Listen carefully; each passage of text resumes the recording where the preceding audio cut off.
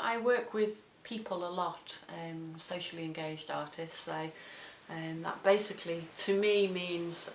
making art that I perceive to have a use and be useful. It's a big part of my inquiry at the moment. This year hoping to do a lot more reflection on the work that I've done over the past few years.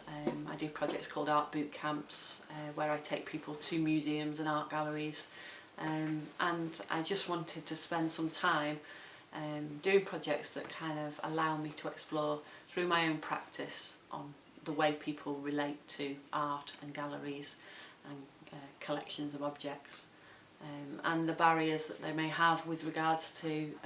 the written word and interpretation.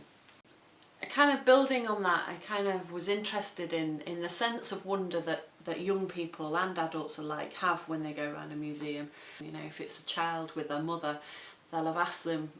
well, what's that, mum, you know, and by the time the mother's kind of sort of looked at the interpretation, read it and got the information, the child's off on something else. And I think amongst teenagers and adults alike there's a reluctance to read things, wanting to explore how to bring alive those kind of interpretations through an exploration of rituals and non-written forms. So taking the written forms that go along with objects as a starting point, but then using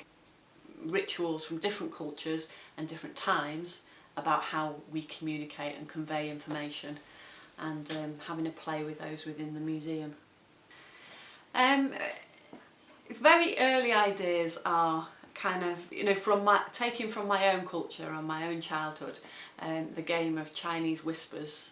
as an example that hopefully will illustrate the kind of things that I'm interested in exploring.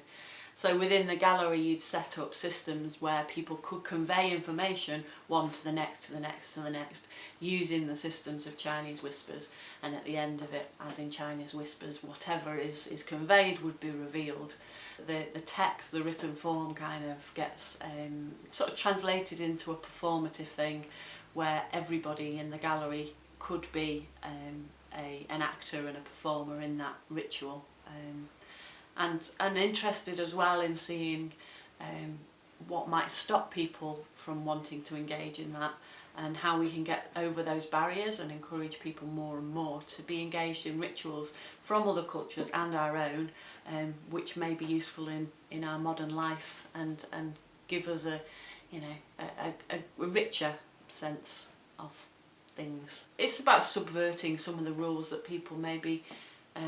already operate within when they go into a museum situation, and just seeing what happens with that really. Within my work I make objects when they're necessary. By necessary I mean that they may be necessary to document the process, they may be necessary to allow that process to be explored by a wider audience, and they within my work they come in all sorts of forms, from the very traditional, at the moment I am painting, to the less traditional form of maybe a documentation or a document that explains the rules and the systems and asks other people to explore those within their own settings. So it could be something highly visual or of a kind of provocation to action for other people.